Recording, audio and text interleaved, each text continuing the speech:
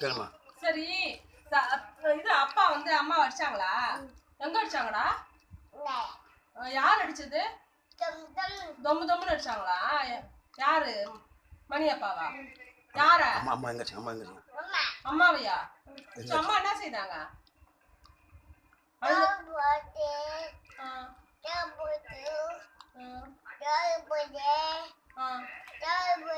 அம்மா அழுதாங்களா? அம்மா அழுதாங்களா அப்புறம்? எங்க அடிச்சாங்க அம்மாவை? கண்ணத்துலயா? எந்த இடம்? கண்ணத்துலயா? இங்க அடிச்சாங்களா?